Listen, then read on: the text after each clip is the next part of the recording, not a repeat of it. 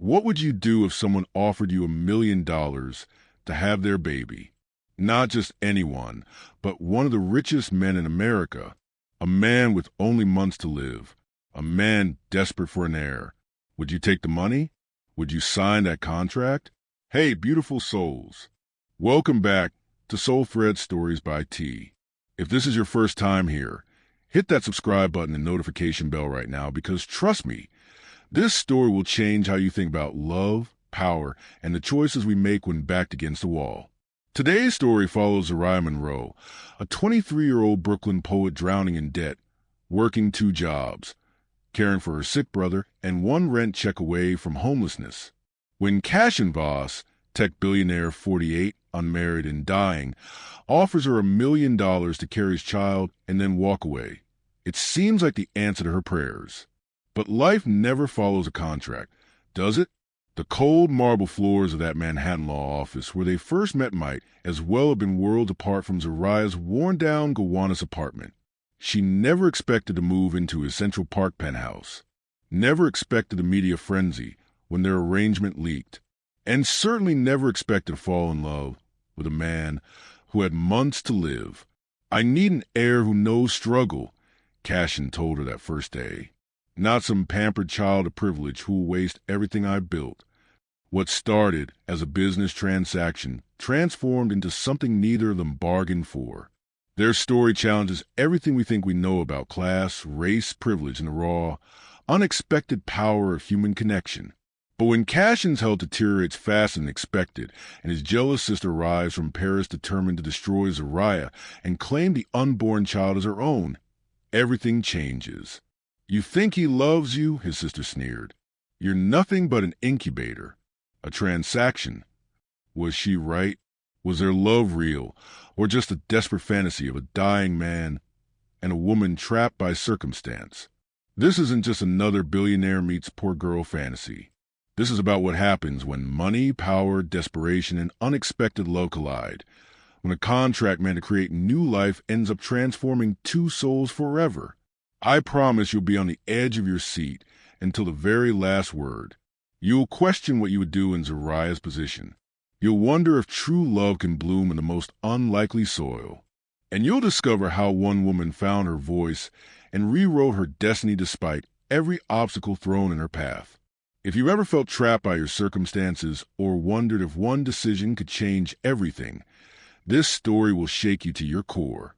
Drop a heart in the comments if you've ever had to make an impossible choice, or if you know what it's like to fight for your dreams against impossible odds. This story is for you. Now let me take you to that first fateful meeting, where a dying billionaire and a struggling poet sign a contract that would forever alter their lives.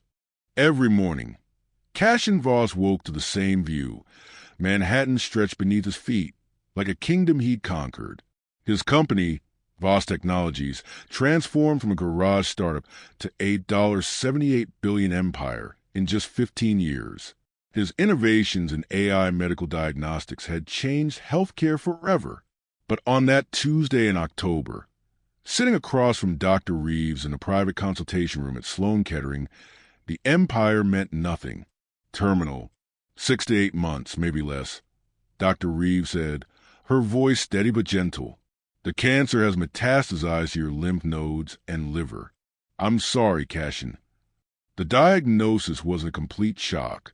The unexplained weight loss, the night sweats, the pain that kept him awake. Still, hearing it spoken aloud felt like a sentence.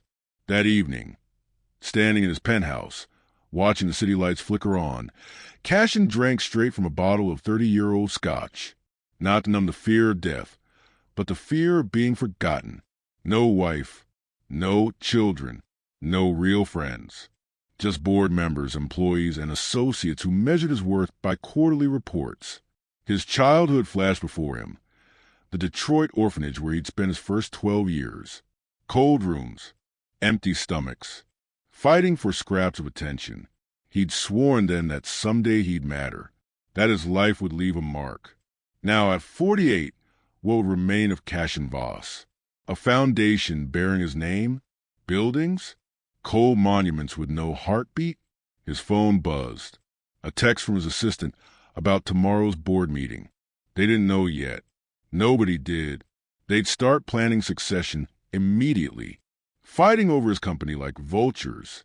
No, he whispered to the empty room. Not like this. Cashin pulled out his tablet and began researching. Not treatments. He'd already explored every option money could buy. Instead, he researched surrogacy, legacy options, ways to create an heir in his final months. But something stopped him from making the call to an elite surrogacy agency. The thought of his child, raised in sanitized luxury, surrounded by nannies and trustees, made him physically ill. He remembered the hunger that drove him, the raw determination that forged his success. Would a child born into wealth ever understand the fire that built everything they inherited? 3 weeks later, while his car idled at a Brooklyn intersection, Cashin spotted a young woman arguing with a landlord on a brownstone stoop. Her fierce determination struck him, the way she stood her ground despite clearly having nothing. Who is she? He asked his driver. An idea formed, radical, unconventional, possibly exploitative, yet somehow perfect.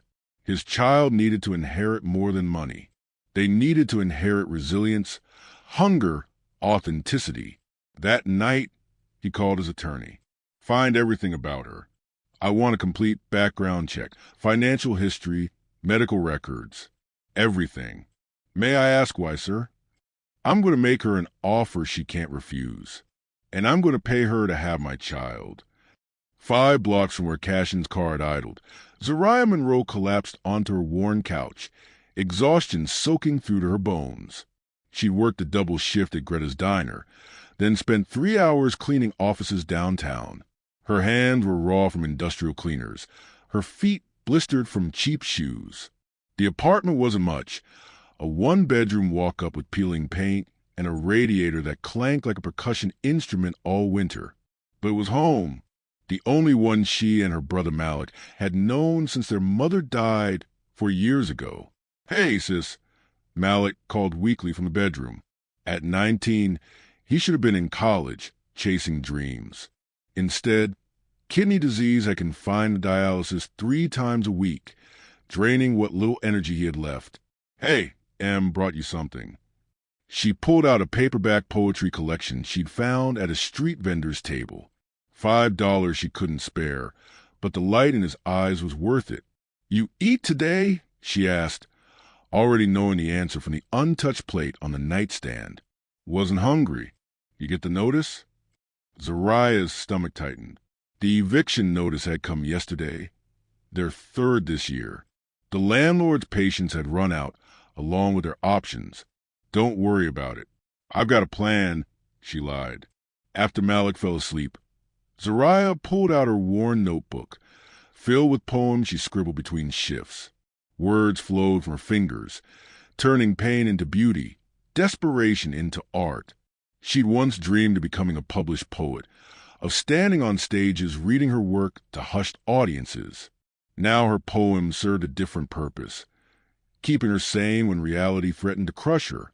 The notification light on her phone pulsed. Another medical bill, another collection agency, another reminder that dreams were luxuries she couldn't afford. Zariah slipped out onto the fire escape, her one sanctuary. Brooklyn sprawled before her, not the gentrified parts with artisanal coffee shops and tech startups, but the real Brooklyn, her Brooklyn, where people fought daily battles just to stay afloat. From her backpack, she pulled out the hospital's latest letter. Malik needed a kidney transplant. Insurance would cover part, but the anti-rejection meds would cost thousands every month. Money they didn't have.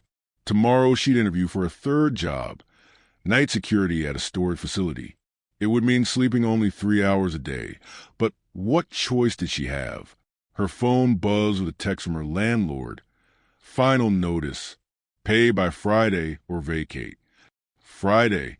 3 days away. The rent money had gone to Malik's medication last week. Zariah gripped the rusty railing until her knuckles whitened. She'd tried everything.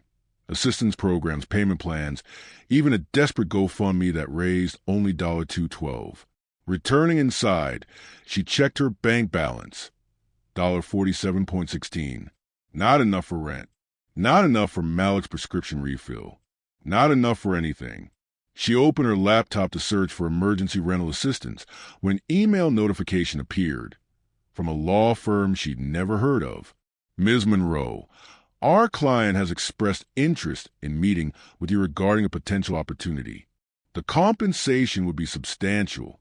Please contact us to schedule a confidential appointment. Zariah's finger hovered over the delete button. Probably a scam. But the sender address ended with .law, and the firm's name appeared legitimate. What did she have to lose? With trembling fingers, she typed a reply. I'm interested. When and where? She had no idea that clicking send would forever alter the course of her life. The law office occupied the entire 43rd floor of a glass tower in Manhattan. Zariah stepped off the elevator into a lobby where everything gleamed, the floors, the reception desk. Even the air seemed polished. Her reflection in the marble showed someone who didn't belong. Worn boots, her one decent dress. Hair carefully braided that morning while Malik slept. Ms. Monroe, a woman in a tailored suit, approached. Mr. Davenport is ready for you. She followed through a corridor of closed doors into a conference room where floor-to-ceiling windows framed the city like a postcard. At the end of an impossibly long table sat an older man with silver hair and a younger one, lean, intense, with eyes that reminded Zariah of a hawk. Ms. Monroe, the silver-haired man, said, I'm James Davenport. This is my client, Cashin Voss. The name registered immediately. Everyone in New York knew Voss Technologies, the man who'd revolutionized medical AI. Please sit. Cashin's voice was surprisingly soft. Zariah remained standing. Why am I here? Direct. Good. Cashin nodded to Davenport, who slid a folder across the table. My client has a proposition, Davenport explained. Before we discuss details, this requires absolute confidentiality. Zariah signed the NDA, curiosity overriding caution. Cashin leaned forward. I'm dying, Ms. Monroe. Cancer. Months, not years. The bluntness startled her. I have no heir, he continued. No family to continue what I built. I'm sorry, but what does this have to do with me? I want you to have my child. The words hung in the air like smoke. I'll pay you $1 million, plus all medical expenses, housing, and care during pregnancy. Zariah's knees weakened. She gripped the chair. You want a what? Not through intercourse. Davenport clarified clinically. IVF. You would carry the child to term, then relinquish all parental rights. Zariah found her voice. Why me? There are professional surrogates. Cashin stood, walking to the window. I've watched you, Zariah. Your fight with your landlord. How you care for your brother. Your poetry. You've been spying on me? Researching. There's a difference. He turned. My child needs to inherit more than money. They need to understand struggle, resilience, creativity, things you embody. The calculation in his voice chilled her. You think my DNA will make your kid more authentic? Yes. The honesty was shocking. This is insane. I'm leaving. But Zariah didn't move. Your brother needs a kidney transplant. Your rent is due Friday. You have $47 in your account. Have you ever stood at a crossroads where every path forward feels wrong? Where the choice is between your dignity and someone else's survival? Drop a comment below if you face an impossible decision, where no matter what you choose, something precious gets sacrificed. Zariah stared at this dying billionaire who'd invaded her privacy, who saw her as genetic material to harvest. Yet the number kept flashing in her mind. $1 million. Malik's transplant. A home without eviction notices. I need time to think. You have until tomorrow. First payment transfers immediately upon agreement. That night, Zariah couldn't sleep. The contract terms repeated in her head. $100, 000 up front. Medical care at New York's finest hospital. a luxury apartment during pregnancy, the remaining $900,000 after birth, then walk away. At 5:43 a.m., she texted the number Davenport had given her. "I'll do it." The penthouse elevator opened directly into the foyer. Zariah stepped out, clutching her single suitcase, everything she owned inside. The space before her seemed endless. White walls, glass tables, modern art worth more than her entire life. "Welcome, Ms. Monroe." A woman in a crisp uniform appeared. "I'm Mrs. Chun, the housekeeper. Mr. Voss asked me to show you to your quarters." Quarters? Like she was crew on a ship. The bedroom suite was larger than her entire Brooklyn apartment. Floor-to-ceiling windows revealed Central Park spread below, a green rectangle among concrete giants. Bathroom through there. Closet has been stocked with appropriate attire. Dinner's at 7. Mrs. Chen's expression revealed nothing. Left alone, Zariah opened the closet to find designer clothes in exactly her size. Tags still attached. Shoes lined perfectly. Everything calculated, nothing personal. She grabbed her notebook from her suitcase, needing something familiar, and wrote furiously about golden cages and women as vessels. At 7, she entered the dining room wearing her own clothes, jeans, and a simple blouse.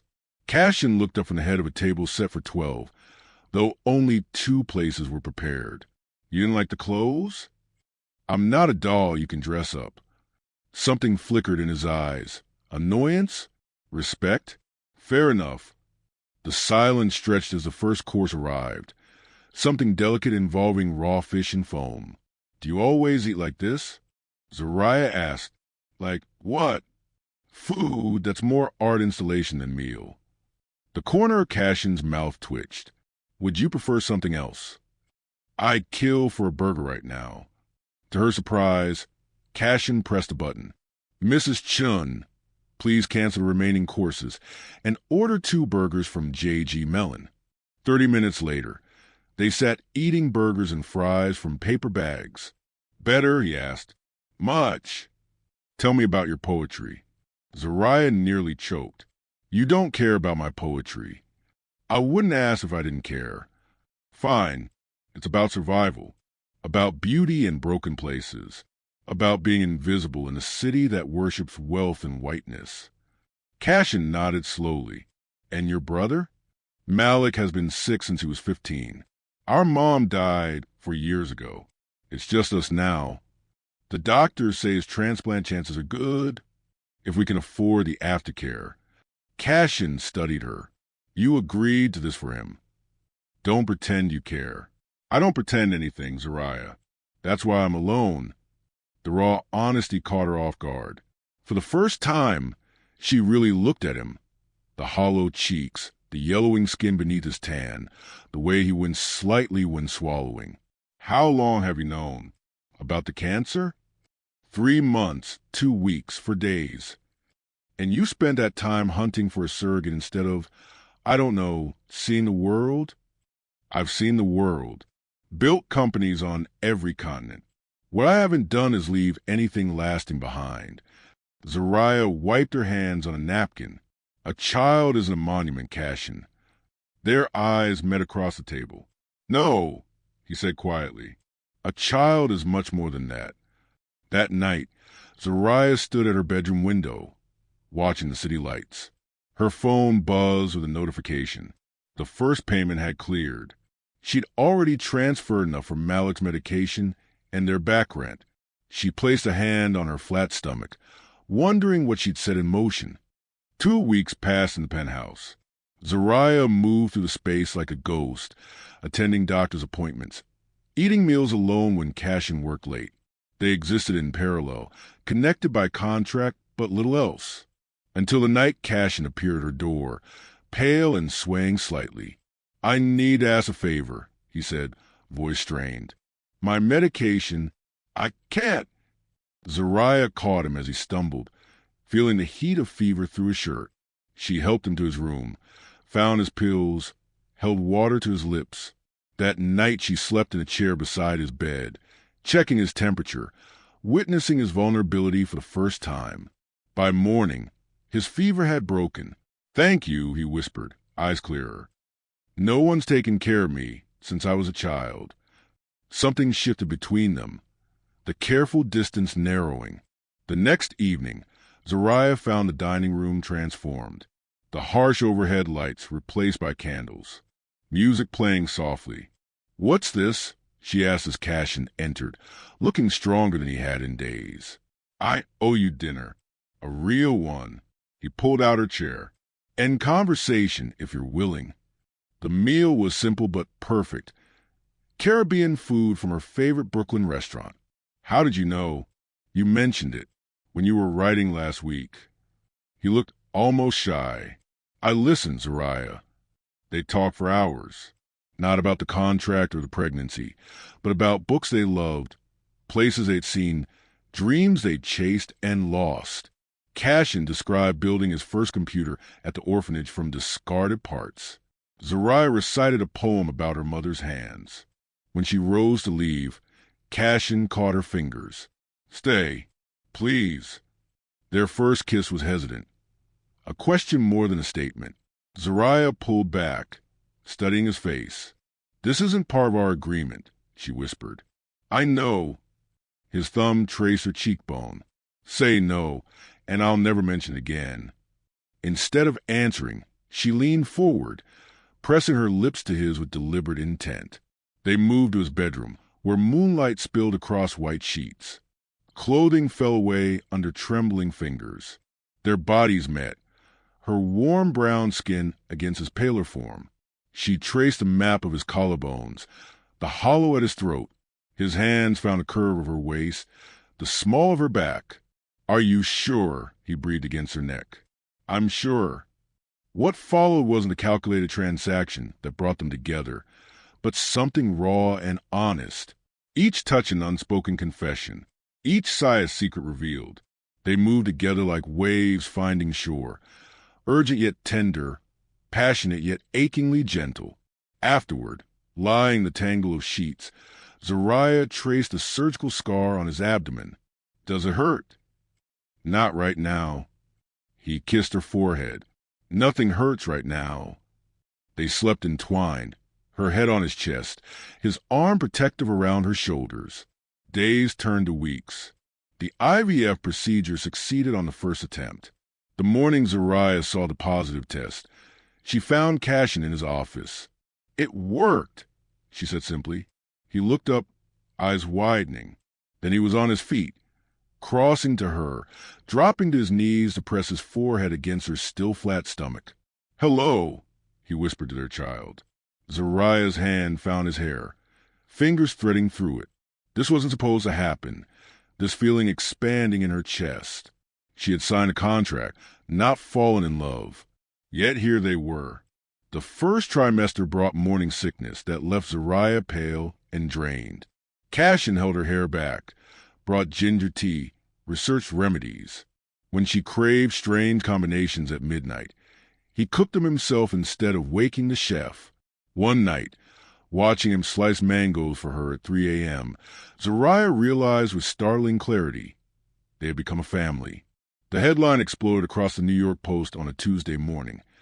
"Tech billionaire's baby mama.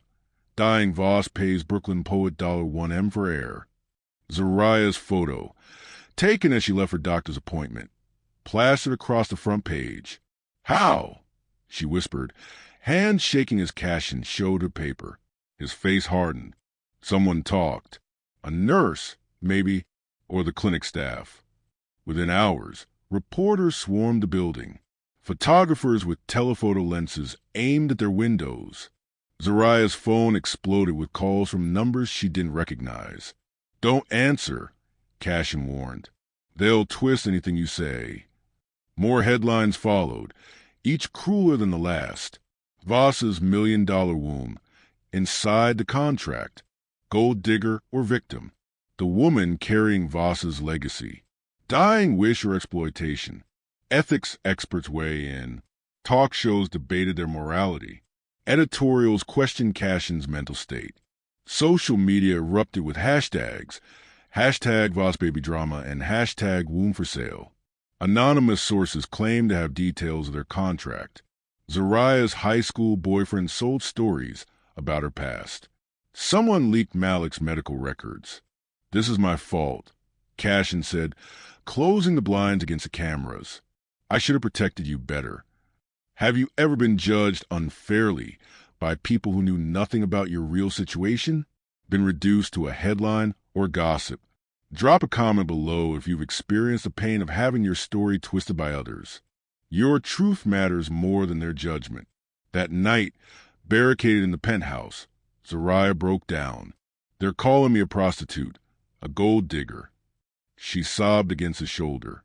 "They don't know anything about us." "Their opinions don't matter," Cashin said fiercely. "They're going through my brother's medical history on national television." Cashin held her tighter. "I'll handle it." The next morning, he called a press conference.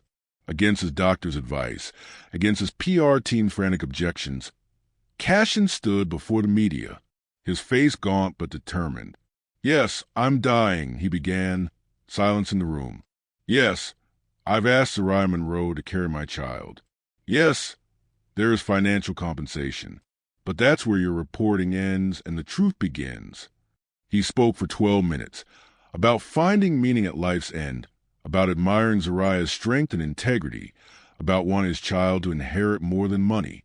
"Judge me if you must," he concluded, "but leave her alone. She deserves your respect, not your scorn." When he returned to the penthouse, Zariah was waiting. "You didn't have to do that." "Yes, I did." He looked exhausted, thinner than ever. "Come here." She led him to the couch, curled against him. "Why didn't you tell them the whole truth?" "What truth?" "That this isn't just business anymore." She placed his hand on her growing belly. "That we become something else entirely." Cashin's eyes shimmered. "Because some truths are just for us." In the weeks that followed, the media circus continued, but something had shifted. They had weathered the storm together, emerging stronger. Their private world, once merely a contractual arrangement, had transformed into a sanctuary of unexpected love amid chaos. What neither realized was that the true battle was yet to come. By the 5th month of pregnancy, Cashin could no longer hide his deterioration. His once commanding frame had withered. Dark circles framed his eyes like bruises. Each morning, Zariah found him in his office earlier and earlier, racing against time to prepare for a future he wouldn't see. "You need to rest," she insisted one morning, finding him reviewing contracts at 4 a.m. "I need to finish this." His hand trembled as he signed documents. "Everything must be in order for you and the baby." That afternoon, while Cashin underwent treatment at the hospital, the penthouse elevator opened without warning. A tall woman stepped out, blonde, elegant, cold as January. "Where is my brother?" she demanded, eyeing Zariah's pregnant belly with naked disgust. "You must be Vivian," Zariah said, recognizing the face in a single photograph in Cashin's office. "He's at chemotherapy." Vivian dropped her Hermes bag on the couch. "So it's true. He's throwing away the Voss fortune on some experiment. I think you should leave." "Oh, I'm not going anywhere." Vivian's smile was a weapon. "Not until I fix this mess." When Cashin returned, the confrontation exploded like a grenade. "Have you lost your mind?" Vivian shouted. "Our father built this legacy for the Voss name, not for some random woman you picked up in Brooklyn." "Get out," Cashin said, voice deadly quiet. "The board is concerned about your mental capacity. They're questioning your decisions. They work for me, not the other way around." Vivian turned to Zariah. "How much to walk away now?" "Double what he's offering." Zariah's hand protectively covered her belly. "I'm not for sale. Everyone has a price." Vivian's eyes narrowed. "Especially people from your background." That night, after Vivian stormed out, Cashin revealed the truth. His estranged sister had been contesting his will for years, demanding her rightful place in his company despite contributing nothing to its success. "She disappeared to Paris 15 years ago," he explained. only resurfaces when she needs money. Now she sees my death as her opportunity. The next morning, legal documents arrived. A motion claiming Cashin was mentally incompetent due to his illness and medication. The court date was set for the following month. She's trying to take control before... Zariah couldn't finish the sentence. Before I die... Cashin squeezed her hand. Yes. His doctors delivered worse news that week. The cancer was accelerating. Months had become weeks. Cashin worked feverishly, making calls to his attorneys at all hours. Zariah often found him slumped over his desk, exhausted but determined. One night, he guided her to his office safe. "I've rewritten everything," he said, showing her the documents. "The trust for our child is ironclad. The house in Brooklyn is in your name now. Malik's medical care is funded for life. Cashin, listen to me. Vivian will fight this with everything she has. But I've spent my career outsmarting opponents. This is no different." He held her face between his palms. "Promise me something. When our child asks about me, tell them I wasn't always cold. Tell them I learned to love at the end." Zariah pressed her forehead against his. "I promise." That night, he slept with his hand on her stomach, feeling their child kick against his palm, a life beginning as his own faded. The morning Cashin didn't wake. Dawn was just breaking over Manhattan. Zariah knew the moment she opened her eyes. The room felt different, emptier somehow. His hand was still warm in hers, but the rise and fall of his chest had stilled. No dramatic last words. No Hollywood ending. Just the quiet departure of a man who had finally found peace. She called no one for an hour, keeping this final moment between them. Watching the sun climb higher over the city he'd conquered, she whispered poetry to him. Verses about love found in winter, about legacies of the heart. The aftermath passed in a blur of black suits and hushed voices. The funeral was private, exactly as he'd wanted. The press gathered outside like crows, but they captured nothing of the man she'd known. Headlines announced the tech titan's death, the uncertain future of his company, the controversial baby still growing beneath her heart. Through it all, Vivian lurked like a shadow, her legal challenges mounting even as Cashin was laid to rest. "This isn't over," she hissed at the cemetery. "That child is a Voss. It belongs with family."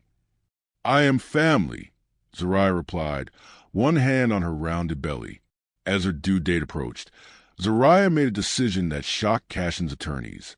She packed her belongings and moved to the Brooklyn brownstone he'd purchased for her, walking away from the penthouse and its suffocating luxury. "Ms. Monroe, for security reasons alone, this is inadvisable," Mr. Davenport argued. "This baby will be born where I feel at home," she insisted, "not in some sterile hospital suite surrounded by security guards." The brownstone was nothing like the penthouse. Warm woods, large windows that actually opened, walls she'd painted herself in rich blues and golds. Here she could breathe. Here, Malik could visit without feeling scrutinized. She chose a small birthing center run by black midwives just 10 blocks away. The head midwife, Ms. Jacqueline, had delivered babies for 30 years with hands that seemed to know exactly what a laboring mother needed. "Your baby will come when they're ready," she assured Zariah during prenatal visits, not on anyone else's schedule. The labor began on a Thursday night, a tightening in her lower back that crescendoed into waves that took her breath away. Malik called Ms. Jacqueline while holding his sister's hand. "I'm scared," Zariah admitted as contractions intensified. "Fear is just power you haven't claimed yet," Malik said, quoting one of her own poems back to her.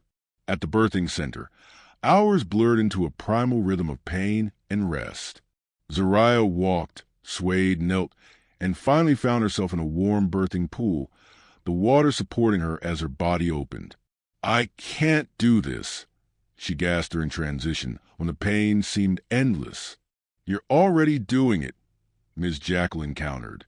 "Your baby is coming. Reach down and feel their head." Zariah's fingers touched the crown of her child's head, a moment of wonder amid the storm. Cashin should be here, she whispered. He is, Malik said simply. Just not how you imagined. With a final, primal cry, Zariah brought her daughter into the world. The midwife placed a squirming, wet infant on her chest. Dark eyes blinked up at her. Cashin's eyes and a perfect face the color of burnished amber. Hello, Amara, Zariah whispered, the name they'd chosen together flowing naturally from her lips. Amara Kasha. Amara, meaning eternal. Kasha, for the father she would know only through stories. The baby's tiny hand wrapped around Zariah's finger with surprising strength. In that grip, she felt Cashin's determination, his passion, his legacy. Outside, reporters still gathered, Vivian still plotted, challenges still waited. But in this sacred moment, cradling her daughter against her heart, Zariah knew they would face it all together. The contract that had brought them together was fulfilled, but the love story it had accidentally created was just beginning. 3 weeks after Amara's birth, Zariah faced Vivian across a polished conference table in the same law office where her journey with Cashin began. Lawyers flanked both women like chess pieces, documents spread between them. The court recognizes the validity of Mr. Voss's amended will. Judge Harlow announced via video conference. All provisions regarding his daughter Amara Kasha Voss and her mother Zariah Monroe shall be upheld as written. Vivian's perfectly manicured nails dug into her palm. This isn't over. Actually it is, Zariah replied, calm but firm. Cashin anticipated everything, including your challenges. The DNA results confirm Amara is his biological child, and his mental competency evaluations were documented weekly by 3 separate psychiatrists. Davenport slid the final document across the table. Additionally, Ms. Voss, your brother left you this. Vivian opened the envelope, her face draining of color as she read. What is it? Zariah asked when Vivian suddenly stood. He knew. About Paris. Vivian's voice trembled. About what really happened 15 years ago. The room fell silent as Vivian gathered her belongings with shaking hands and left without another word. Later, Davenport explained. Cashin had discovered Vivian's darkest secret, embezzlement from their father's company before she fled to Paris. The evidence, never released, was his final insurance policy against her claims. He thought of everything, Zariah murmured, cradling Amara against her chest. Not everything, Davenport corrected, sliding one last envelope across the desk. He never anticipated loving you. Inside was a handwritten letter, dated just days before Cashin's death. Zariah, by the time you read this, our daughter will be here and I will be gone. What began as a transaction became the most authentic connection of my life. You show me what it means to live fully, even as time runs out. I've left instructions in my journals to be given to Amara when she's older. Let her know I wasn't always a man you knew, that I was often cold, calculating, and alone. But also tell her you changed me, that our brief time together taught me more about love than 48 years of chasing success ever did. The brownstone is yours without conditions. The trust for Amara is structured to provide everything she needs without creating the entitled childhood I feared. And there's something else. Funding for Monroe Literary Foundation to support young poets from communities like yours. My life was measured in acquisitions and innovations. Let our daughters be measured in moments of authenticity and purpose, with love I never expected to feel. Cashin, spring came to Brooklyn, painting the brownstone small garden with defiant color. Zariah sat on the back steps, Amara sleeping against her chest, as she revised poems for a collection titled Contract to Hearts, verses about unexpected love and transformation. The doorbell rang. Malik answered it, then called out, Zariah, it's the publisher. The meeting that followed changed everything. Not only did they want her poetry collection, but they offered a 3-book deal. Her words, born from struggle, loss, and unexpected love, would reach readers around the world. That night, sitting in Amara's nursery, Zariah realized how completely her life had transformed. From nearly homeless to financial security. From unknown poet to soon-to-be published author. From alone to surrounded by love. If you're watching this and facing your own impossible journey, remember that life's greatest plot twists often come disguised as its greatest challenges. Hit subscribe and turn on notifications so you never miss our next story of transformation and unexpected love. Amara stirred, blinking up with Cashin's eyes. Zariah whispered against her daughter's soft hair.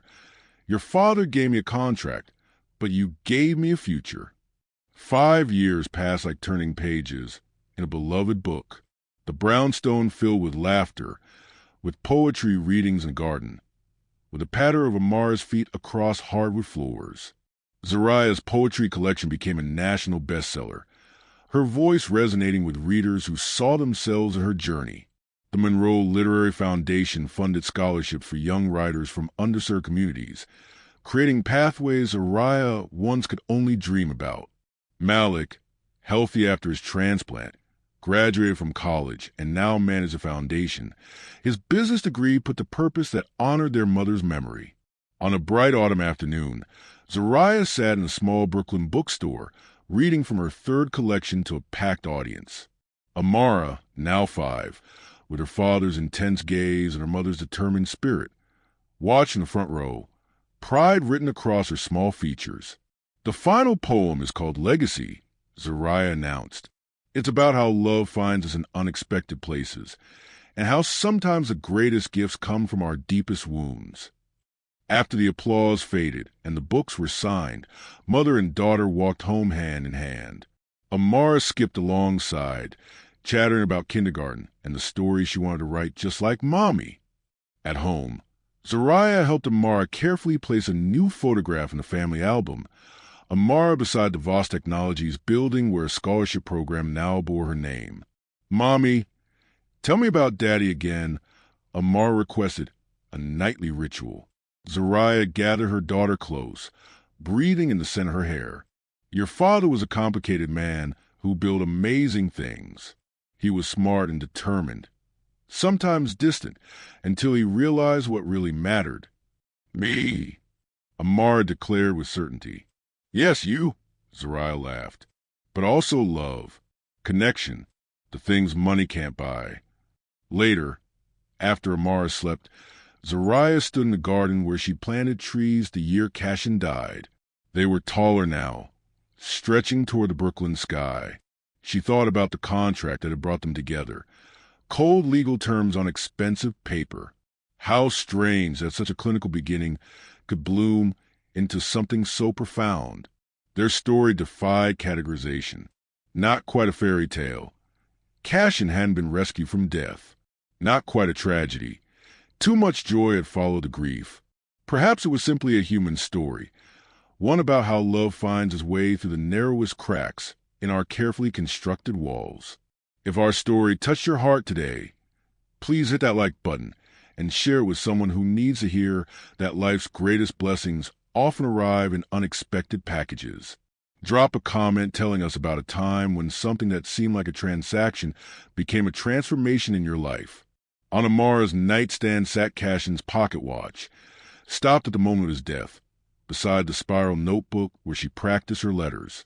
Past and future, side by side, the legacy of a billionaire and a poet, transformed by love that transcended contract, class, and even death itself. In the end, what began with $1 million proposition had yielded something far more valuable, a love story worth remembering.